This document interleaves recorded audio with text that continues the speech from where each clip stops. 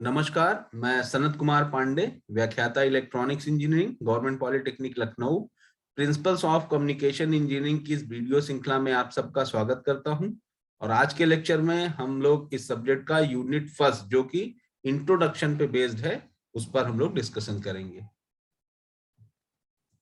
तो आज के लेक्चर में जो कंटेंट हम लोग डिस्कस करेंगे, बेसिकली फर्स्ट है नीड ऑफ मॉड्यूलेशन, मॉड्यूलेशन की आवश्यकता क्या है basically, and modulation and demodulation in communication system. किसी कम्युनिकेशन सिस्टम में मॉड्यूलेशन क्या होता है और उसके उपरांत जो है उसका डिमॉड्यूलेशन क्या होता है। तो सबसे बेसिक चीज जो है, सबसे पहले तो आपको यहाँ पे मॉड्यूलेशन समझना होगा। ठीक है, मॉड्यूलेशन की जरूरत क्यों पड़ती है। तो आइए हम लोग स्टार्ट करते हैं कि सबसे पहले तो क्वेश्चन की व्हाट इज मॉड्यूलेशन।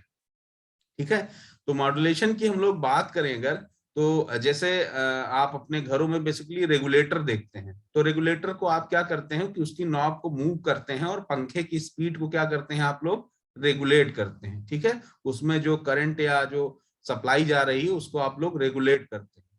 इसी तरीके से अगर हम लोग कम्युनिकेशन सिस्टम के रेफरेंस में बात करें कि किसी एक मैसेज सिग्नल के अकॉर्डिंग जो है हम कैरियर को सिग्नल को क्या करते हैं, उसमें मॉड्यूलेशन करते हैं, वेरिएशन करते हैं, तो वो प्रक्रिया मॉड्यूलेशन कहलाती है। अब इसको सबसे पहले हमें समझना है, तो सबसे पहले तीन बेसिक चीजें हमें देखना होगा कि देखिए, एक सिग्नल होता है जो आपका मैसेज सिग्नल है। जैसे मैं कुछ बोल रहा हूं, तो मैं क्या कर रहा हूं, एक मैसेज सिग्नल जनरेट कर रहा हूं, या ये किसी भी फॉर्म में हो सकता है, पिक्चर फॉर्मेट में हो सकता है, साउंड वेव के फॉर्मेट में हो सकता है, इलेक्ट्रिकल सिग्नल के फॉर्मेट में हो सकता है। तो बेसिकली क्या होता है, प्राय जो डे टू डे यूज में हम लोगों का मैसेज सिग्नल होता है, वो बेसिकली उसकी पावर इतनी ज्यादा नहीं होती है कि वो लॉन्ग डिस्टेंस में क्या हो, ट्रांसमिट कराया जा सके। तो हम लोग क्या करते हैं कि उस सिग्नल को किसी एक हाई पावर के सिग्नल के साथ क्या करते हैं, मिक्सअप करते हैं, मॉड्यूलेट करते हैं। ठीक है, तो वही जो हाई पावर के सिग्नल में जो हम वेरिएशंस क्रिएट करते हैं, किसके अकॉर्डिंग, उस मैसेज सिग्नल के अकॉर्डिंग, तो इसी प्रक्रिया को हम लोग मॉड्यूलेशन के नाम से जानते हैं। ठीक है, एक एग्जाम्पल के तौर पे हम समझें तो जैसे आप ये समझिए कि एक छोटा सा बच्चा है और आप उस बच्चे को आपके पॉलिटेक्निक के गेट से और चारबाग रेलवे स्टेशन तक जाना है, तो क्या होगा।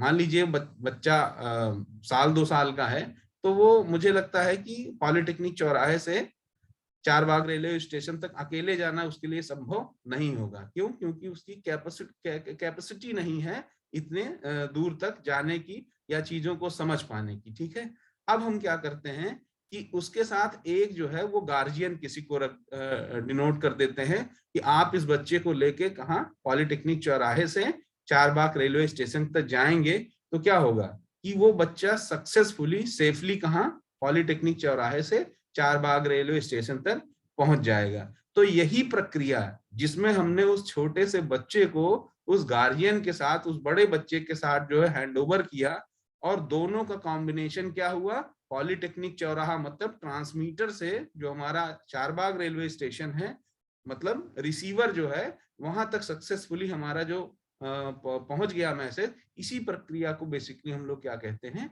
मॉड्यूलेशन। ठीक है, तो आशा करता हूं आप समझ पाए होंगे कि मैसेज सिग्नल जो होता है वो बहुत लो पावर का होता है, उसको लॉन्ग डिस्टेंस में ट्रांसमिट कराना। अब एग्जांपल के तौर पर अगर मान लीजिए हमको लखनऊ से कोई सिग्नल दिल्ली तक भेजना है, और जैसे मैं वॉइस सिग्नल जनरेट कर रहा हूं, अब इस सिग्नल को मैं जिस जगह पे बैठ के जैसे क्लासरूम में लेक्चर ले रहा हूं, तो बिना किसी माध्यम के, बिना किसी मॉड्यूलेशन के आप लोग मेरे द्वारा कही चीजों को, मेरे लेक्चर को डायरेक्टली आप लोग सुनते के समझ सकते हैं। लेकिन यही जैसे ऑनलाइन इस कंडीशन में आप लोग अपने घरों में हैं, और अगर मैं उसको क्लासरूम में कुछ बोल रहा हूं तो आप तक मेरी आवाज नहीं पहुंच पाएगी। क्यों? क्योंकि मेरी जो वॉइस है उसमें इतना पावर, उतनी इंटेंसिटी नहीं है कि हमारा सिग्नल आप तक पहुंच पाए। लेकिन हमने क्या किया, वही ट्रांसमीटर रिसीवर का यूज करते हुए मैंने अपने सिग्नल को मॉड्यूलेट किया, और आफ्टर द मॉड्यूलेशन हमने ट्रांसमिट किया, और ट्रांसमिशन के उपरांत जब रिसीवर पर आप उस सिग्नल को रिसीव कर रहे हैं और आपका जो डिवाइस है, चाहे आप मोबाइल फोन के थ्रू या अपने लैपटॉप टैबलेट के थ्रू जब इस लेक्चर को सुन रहे हैं, तो उस प्रक्रिया में आपका सिस्टम क्या कर रहा है, मेरे द्वारा मॉड्यूलेट किए गए सिग्नल को जिसको मैंने ट्रांसमिट किया है, आप अपने एंड पे उसको क्या कर रहे हैं, डीमॉड्यूलेट कर रहे हैं और इस लेक्चर को भली भांति समझ पा रहे हैं, सुन पा रहे हैं। ठीक है, तो मैं बेसिकली मॉड्यूलेशन का मतलब मैं आशा करता हूं आप लोग समझ गए होंगे। तो मॉड्यूलेशन की प्रक्रिया को समझने के लिए बेसिकली हमको तीन चीजें समझनी पड़ेगी, जो सिग्नल की टाइप्स हैं। कौन कौन से टाइप के सिग्नल हैं, जैसे आप लोग इस डायग्राम में देख पा रहे हो, तो पहला जो टाइप होता है that is modulation signal. Modulation signal को ही बेसिकली हम लोग मैसेज सिग्नल के नाम से जानते हैं। ठीक है, और फिर एक होता है कैरियर सिग्नल। कैरियर सिग्नल वह सिग्नल होता है जिसकी फ्रीक्वेंसी बहुत हाई होती है और इसकी पावर भी जो है वो as compare to the modulation signal या मैसेज सिग्नल बहुत हाई होती है। अब इस मॉड्यूलेशन जो हमारा मैसेज सिग्नल है, इसकी जो हमारा जो इसमें वेरिएशंस हो रहे हैं, उसके अकॉर्डिंग जब हम इस कैरियर सिग्नल में वेरिएशन जनरेट कर देते हैं, तो इसी प्रक्रिया को क्या कहते हैं, मॉड्यूलेशन की प्रक्रिया कहते हैं। और इस कंप्लीट सिग्नल को हम लोग किस नाम से जानते हैं, मॉड्यूलेटेड सिग्नल। तो कहीं भी आज आपसे पूछा जाए तीन तरह के सिग्नल, कोई भी अगर आपसे नाम लेता है तो आप इसके बारे में समझ रहे होंगे। पहला क्या है, मॉड्यूलेशन या मैसेज सिग्नल। ठीक है, मैसेज सिग्नल का आशय मेरा मतलब जो इंफॉर्मेशन हम लोग जनरेट कर रहे हैं। ठीक है, फिर उस मैसेज सिग्नल को लॉन्ग डिस्टेंस में जब हमको भेजना है, तो हमने किसको, उस मैसेज सिग्नल को कैरियर के साथ मॉड्यूलेट किया, तो एक हमको कैरियर सिग्नल की जरूरत पड़ेगी। कैरियर बेसिकली आपने जैसे ट्रक वगैरह में देखा हो, क्या लिखा रहता है, गुड्स कैरियर। गुड्स कैरियर मतलब सामान को एक जगह से दूसरे जगह से ले जाने वाला एक वाहक। ठीक है, तो यहाँ पर जो कैरियर का काम है वो बेसिकली एक वाहक है, और वो हमारे मैसेज सिग्नल को लेकर कहाँ, ट्रांसमीटर से रिसीवर पर जाता है। अब वो चाहे माध्यम हमारा वायरलेस कम्युनिकेशन सिस्टम हो या वायर्ड कम्युनिकेशन सिस्टम हो। फिर जब रिसीवर पर ये सिग्नल रिसीव होता है, ठीक है, तो वहां पर इसको हम लोग डीमॉड्यूलेट करते हैं, और आफ्टर द डीमॉड्यूलेशन हमको फिर से यही मैसेज सिग्नल प्राप्त हो जाता है। ठीक है, तो पहला जो यहाँ पॉइंट आपको क्लियर करना है कि मैसेज के थ्री टाइप्स हैं। First one is a message signal, second one is a carrier signal, and third one is a modulated signal. ठीक है, अब आपसे इन तीनों सिग्नल का कोई नाम ले, मॉड्यूलेटेड सिग्नल कोई कहता है, तो आप समझ जाएंगे कि वह सिग्नल जिसमें मैसेज सिग्नल भी प्रेजेंट है और कैरियर सिग्नल भी प्रेजेंट है। और यहाँ पर मैसेज सिग्नल के अकॉर्डिंग कैरियर सिग्नल में क्या किया गया है, वेरिएशंस किया गया है। अब वेरिएशंस किन किन चीजों में या कितने टाइप्स के होते हैं, उसको हम लोग आगे के लेक्चर्स में देखेंगे। ठीक है, तो जैसे यहाँ दिया गया है कि मॉड्यूलेशन का क्या मतलब है, it is a process of regulation. ठीक है, one physical quantity is changing in accordance with the another physical quantity. अब कोई भी हमारे पास सिग्नल होता है तो बेसिकली उसमें हमारे पास तीन चीजें होती हैं। पहला होता है उसका एम्पलीट्यूड, दूसरा होती है उसकी फ्रीक्वेंसी, और तीसरा होता है फेज। तो इस तरीके से किसी कैरियर सिग्नल में चेंज, परिवर्तन लाने के हमारे पास तीन चीजें हमारे ऑब्जेक्टिव्स है। पहला, हम उसके एम्पलीट्यूड में चेंज करते हैं, that is known as the amplitude modulation. Second, when we change the frequency of the carrier signal according to the variations of the message signal, it is known as the frequency modulation. And next one is when we change the phase of the carrier signal according to the modulation signal or message signal, it is known as the phase modulation. तो आगे के lectures में हम लोग इन सब चीजों को देखेंगे कि कितने तरीके हैं, और बेसिकली अभी हम जो है वो एनालॉग मॉड्यूलेशन की बात कर रहे हैं। ठीक है, मॉड्यूलेशन के भी टू टाइप्स हैं, एक होगा आपका एनालॉग मॉड्यूलेशन, एक होगा आपका डिजिटल मॉड्यूलेशन। एनालॉग मॉड्यूलेशन के हमारे पास तीन मेथड जैसे हमने बताया आपको, कौन कौन सा, amplitude modulation, frequency modulation and phase modulation. ठीक है, तो यहाँ पर हम क्या कर रहे हैं, जैसे carrier signal is changing with message signal in electrical communication. ठीक है, ये जो वेव फॉर्म आपको दी गई है, यहाँ पर हम इलेक्ट्रिकल सिग्नल को चेंज कर रहे हैं, इसके कैरियर सिग्नल की, या तो उसकी हम फ्रीक्वेंसी को चेंज करेंगे, या तो उसके एम्पलीट्यूड को चेंज करेंगे, या तो उसके हम फेज को चेंज करेंगे। तो इस तरीके से हम किसी सिग्नल को मॉड्यूलेट कर सकते हैं, किसी कैरियर को, किसके हिसाब से, according to our message signal.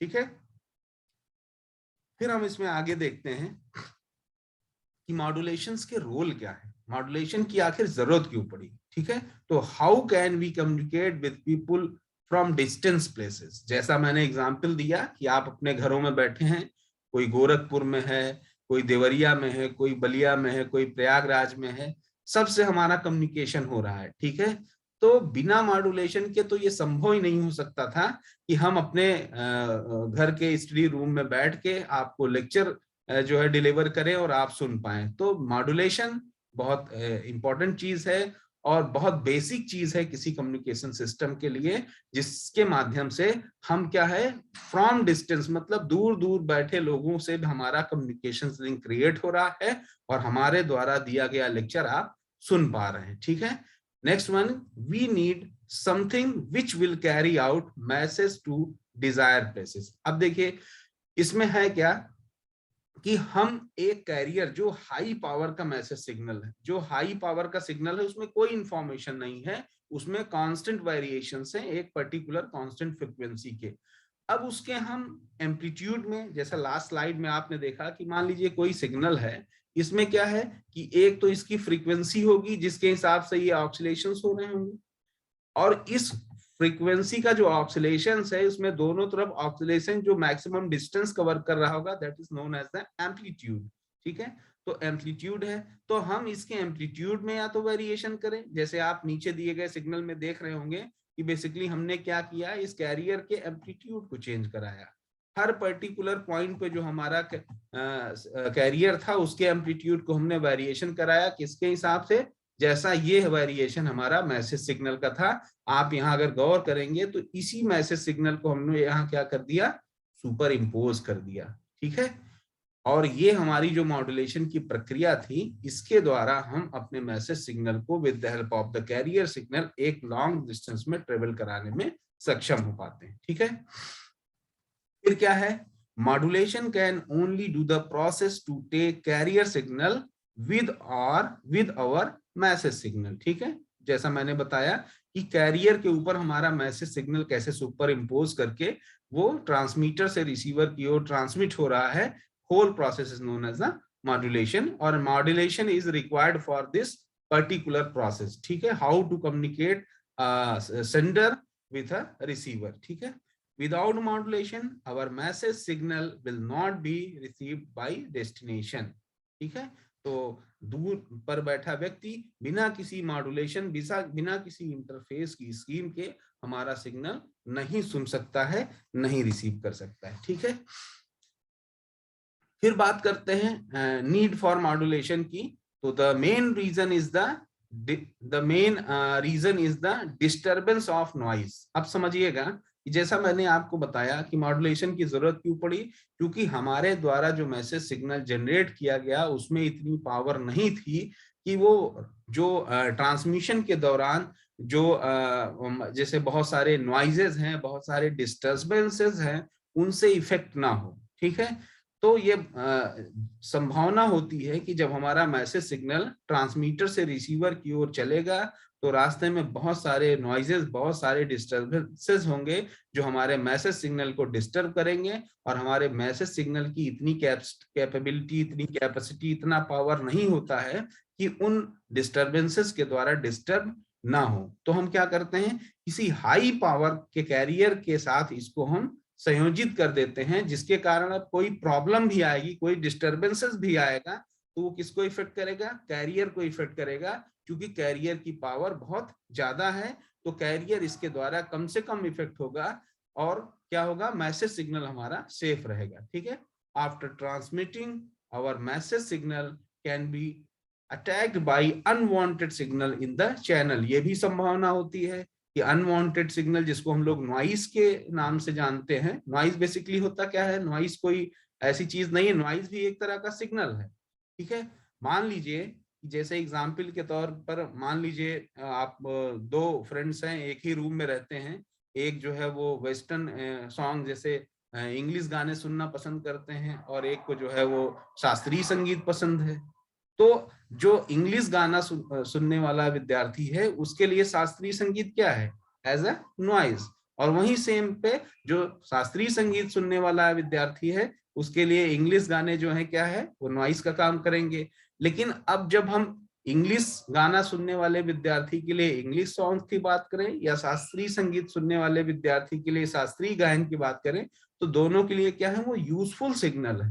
ठीक है, तो नॉइज भी एक तरीके का क्या है अनवांटेड सिग्नल, जो हो सकता है मेरे लिए अनवांटेड हो वो किसी दूसरे के लिए क्या हो यूजफुल हो सकता है। It may be, it always it can possible. ठीक है, तो ऐसे नॉइजेस के द्वारा जो हमारा मैसेज सिग्नल है उसमें कोई प्रॉब्लम ना आने पाए, कोई अनवांटेड सिग्नल उसको डिस्टर्ब न कर दे, इसके लिए यहाँ पर मॉड्यूलेशन का बहुत इंपॉर्टेंट रोल है। ठीक है, message signal can be modified into unwanted signal by noise. ठीक है, क्योंकि मान लीजिए हमारा कोई छोटा सा सिग्नल है उसके ऊपर हैवी पावर का जो है कोई अनवांटेड सिग्नल एसोसिएट हो जाएगा, तो क्या होगा हमारा जो मूल सिग्नल की परिकल्पना थी, जो फॉर्मेट था, वो क्या होगा चेंज हो जाएगा। अब वो सिग्नल जो हमारे लिए यूजफुल था उसके साथ अनवांटेड सिग्नल इतना ज्यादा मात्रा में मिक्सअप हो गया कि हमारे लिए पूरा सिग्नल क्या हो गया अनवांटेड सिग्नल हो गया। ठीक है, तो ऐसी चीजों से बचने के लिए हम लोग मॉड्यूलेशन की प्रक्रिया का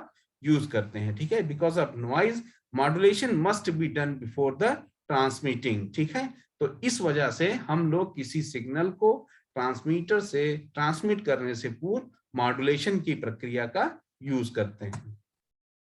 फिर नीड फॉर मॉड्यूलेशन में जो है वो कई एस्पेक्ट्स होते हैं, जैसे एंटीना साइज क्या होना चाहिए। ठीक है, तो जैसे स्पीच सिग्नल की बात करें तो स्पीच एंड म्यूजिक सिग्नल, जिसकी आप लोग जानते हैं फ्रीक्वेंसी 20 से 20 किलोहर्ट्ज के बीच होती है, can only travel for a few distance. ठीक है, तो ऐसे सिग्नल बहुत लॉन्ग डिस्टेंस में ट्रांसमिट नहीं हो सकते हैं, तो ऐसी प्रक्रिया को, ऐसे सिग्नल्स को हम लॉन्ग डिस्टेंस पे भेजने के लिए मॉड्यूलेशन का यूज करते हैं।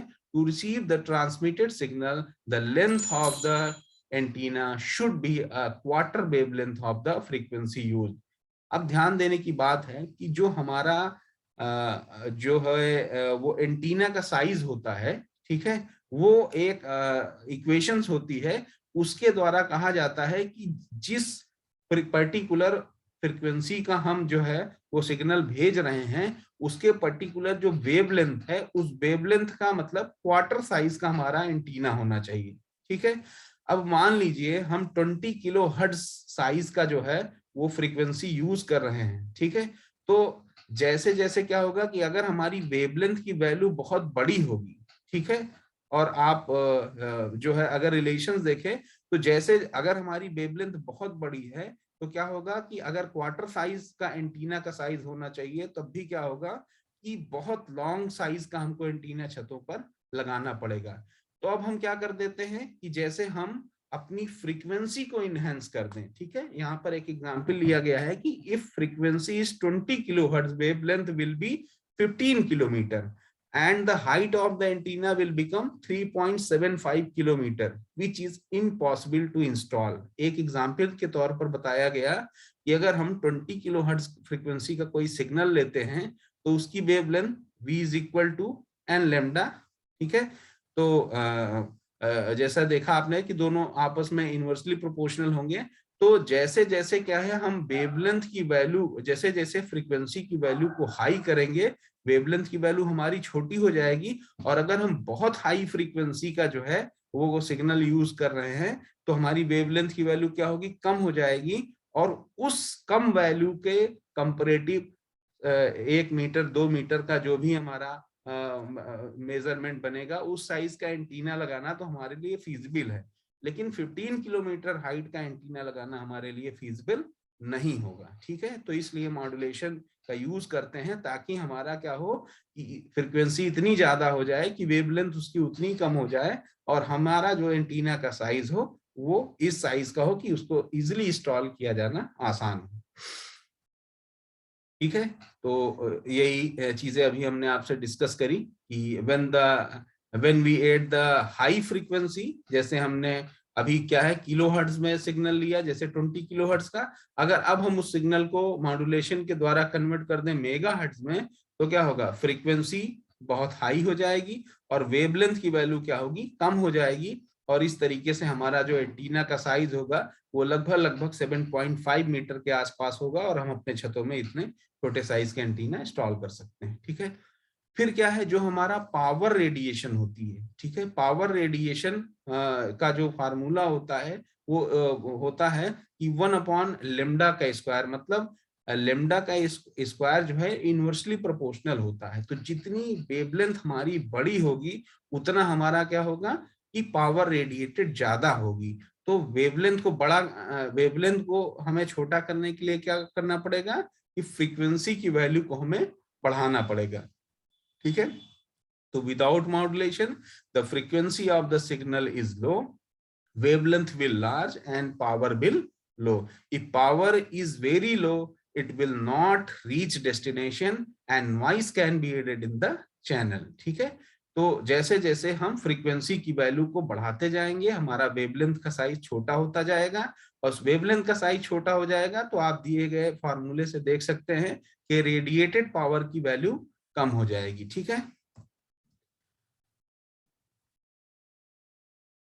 फिर क्या है, बैंडविड्थ। बैंडविड्थ को हमको क्या करना है, नैरो करना है, ताकि हम दी गई कैपेसिटी का जो हमारा चैनल है उससे हम ज्यादा से ज्यादा क्या करें, सिग्नल को भेज पाएं। ठीक है, मतलब आप जानते हैं जैसे हम लोग सड़क की बात करते हैं कि कोई 4 लेन का सड़क है, कोई 6 लेन का सड़क है, तो जितनी ज्यादा नंबर आप लेन्स बढ़ाएंगे उतना क्या होगा कि आप ज्यादा से ज्यादा ट्रैफिक को जो है वहां पर गवर्न कर सकते हैं। तो इसी तरीके से जैसे मान लीजिए अब हम लेन नहीं इनहेंस करते तो क्या करें, गाड़ियों का साइज छोटा कर दें ताकि एक ही लेन में पैरेलल में कई सारी गाड़ियां जो है वो क्रॉस कर सकती हों।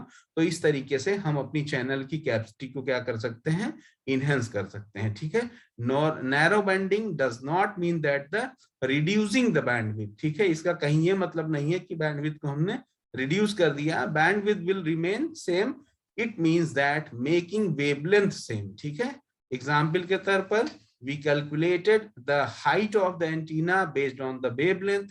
Without modulation, each frequency will need antenna to communicate. If we use modulation, the wavelength of the many signals will be the same. ठीक है, तो बेसिकली यहाँ पर जो हमारा अभी नैरो बैंडिंग का कॉन्सेप्ट क्या होता है, बेसिकली अभी आप आगे के लेक्चर में समझेंगे जब हम लोग इसका बेसिक्स पढ़ लेंगे, तो वहां पे देखेंगे कि नैरो बैंडिंग करने से क्या क्या हमारे जो है वो फायदे हो रहे हैं, क्या क्या नुकसान हैं, और आपस में इनका कंपैरिजन क्या है। तो इस थर्ड पॉइंट को आप लोग और अच्छे से समझ पाएंगे। फिर क्या है, common processing. If we have only one transmitter to control और यूज वेरियस सिग्नल ट्रांसमिटिंग। ठीक है, तो मॉड्यूलेशन जैसे क्या है कि मान लीजिए हमारे पास कई मैसेज सिग्नल हैं, अगर हम कई सारे मॉड्यूलेटर्स एक साथ में यूज कर लें तो क्या होगा कि हम डिफरेंट, चूंकि हर मॉड्यूलेटर की अपनी एक कैरियर की फ्रीक्वेंसी होगी, और उस पर्टिकुलर कैरियर की फ्रीक्वेंसी पे हम क्या करेंगे, एक किसी मैसेज सिग्नल को भेजेंगे, फिर जो दूसरा मॉड्यूलेटर होगा उसकी अपनी फ्रीक्वेंसी मान लीजिए F2 है, उस F2 के साथ हम किसी दूसरे मैसेज सिग्नल को, तो हम कई सारे क्या है कि कॉमन प्रोसेसिंग का कॉन्सेप्ट यूज करके ज्यादा से ज्यादा जो हमारा जो है वो सिग्नल क्या होगा, ट्रांसमिट किया जा सकता है। ठीक है, और इस तरह से हम अपनी चैनल की कैपेसिटी को भी जो है वो बढ़ा सकते हैं। ठीक है, फिर यहीं पर मल्टीप्लेक्सिंग का कॉन्सेप्ट आता है कि मल्टीप्लेक्सिंग क्या होती है। ठीक है, तो मल्टीप्लेक्सिंग क्या है कि multiplexing basically it is the process of sending several signals through a common channel. एक कॉमन चैनल से जब हम कई सारे जो है वो सिग्नल्स को किसी मेथड्स के द्वारा भेज पाते हैं तो इस प्रक्रिया को हम लोग मल्टीप्लेक्सिंग बोलते हैं। ठीक है, from the television channel use the same frequency range. ठीक है, how multiple signal go without overlapping each other. तो सबसे पहला क्वेश्चन कि एक ही चैनल से जब कई सारे सिग्नल जाएंगे तो उनका आपस में ओवरलैपिंग नहीं होगी, तो ये कैसे हो सकता है, तो it is only due to the multiplexing. अब मल्टीप्लेक्सिंग क्या होता है इसको भी हम लोग आगे के लेक्चर में डिस्कस करेंगे। ठीक है, तो ये बेसिकली आपके पास एक modulation and demodulation in communication system का ब्लॉक डायग्राम है, जिसमें होता क्या है कि हम लोग सबसे पहले जो हमारा माइक्रोफोन, जिसको हम लोग ट्रांसड्यूसर के नाम से भी जानते हैं, आप लोग अपने आईटी का जो सिलेबस है उसमें इसके बारे में अच्छे से पढ़ेंगे कि जो हमारा माइक्रोफोन होता है बेसिकली एक ट्रांसड्यूसर होता है जो क्या करता है, one form of the energy को अनदर फॉर्म में कन्वर्ट करता है। माइक्रोफोन क्या है, जो हमारा साउंड वेव की एनर्जी है उसको इलेक्ट्रिकल सिग्नल में मतलब वोल्टेज के फॉर्मेट में चेंज करता है। फिर हमारा मॉड्यूलेटर होता है, यही मॉड्यूलेटर क्या करेगा, जो यहाँ से मैसेज सिग्नल मान लीजिए M1 सिग्नल जनरेट हुआ और एक हमारा कैरियर सिग्नल है मान लीजिए C1 है, इसके साथ इसको क्या करेगा, M1 को C1 के साथ मॉड्यूलेट करेगा और एक हमको मॉड्यूलेटेड सिग्नल मिल जाएगा। और उस मॉड्यूलेटेड सिग्नल का हम लोग एम्पलीफायर के थ्रू जो है पावर इनहेंस करेंगे और एंटीना के थ्रू इसको क्या कर देंगे, ट्रांसमिट कर देंगे। ठीक है। फिर नेक्स्ट क्या है, जो हमारा रिसीवर पार्ट होता है वो इस सिग्नल को क्या करेगा, रिसीव करेगा। अब रिसीव करने के दौरान हो सकता है कि हमारे इस सिग्नल की इतनी पावर ना हो, इतनी क्षमता ना हो कि वो जो डिमॉड्यूलेटर है उसको रिस्पॉन्ड कर सके। मतलब इस डिमॉड्यूलेटर के कंपैटिबल बनाने के लिए हम इसकी एनर्जी को कुछ हद तक इनहेंस करेंगे with the help of the amplifier. और फिर ये डिमॉड्यूलेटर क्या करेगा, जो हमारा सिग्नल वहां से चला था उस सिग्नल से कैरियर को, कैरियर क्या था आपका C1 था, और जो आपका मैसेज सिग्नल था दैट इज M1, इस M1 और C1 को ये अलग अलग कर देगा। और फिर ऑडियो एम्पलीफायर, अब ये ऑडियो एम्पलीफायर क्या करेगा, ये जो हमारा मैसेज सिग्नल है इस मैसेज सिग्नल को एम्पलीफाई करेगा और एम्पलीफाई करने के बाद इसको क्या करेगा, loud speaker, loud speaker is also a type of the transducer. ये क्या करेगा लाउड स्पीकर, यहाँ पर ये इस इलेक्ट्रिकल सिग्नल को किस में कन्वर्ट कर देगा, साउंड सिग्नल में। तो इस तरीके से जो सिग्नल यहाँ से आपका साउंड सिग्नल चला था, जो मैं यहाँ लेक्चर दे रहा था, वो इतनी प्रक्रिया के द्वारा आप तक पहुंच पाया विद द हेल्प ऑफ आपके जो मोबाइल में या लैपटॉप में जो स्पीकर लगा है वो क्या है, लाउड स्पीकर एक ट्रांसड्यूसर है जिसके द्वारा आप मेरी बातों को सुन पा रहे हैं। ठीक है। तो इस तरीके से ये पूरी प्रक्रिया कंप्लीट होती है इसकी मॉड्यूलेशन और डीमॉड्यूलेशन की।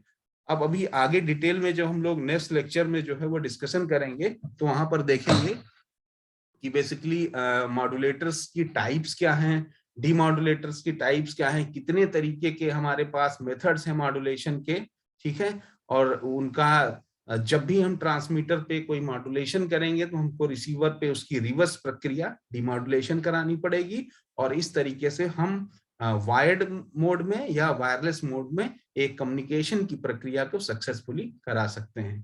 तो आज के लेक्चर में हम लोग यहीं तक रखते हैं। नेक्स्ट लेक्चर में हम इस सब्जेक्ट के और भी कुछ इंटरेस्टिंग पॉइंट्स को डिस्कस करेंगे। तो आज यहीं तक रखते हैं। Thank you.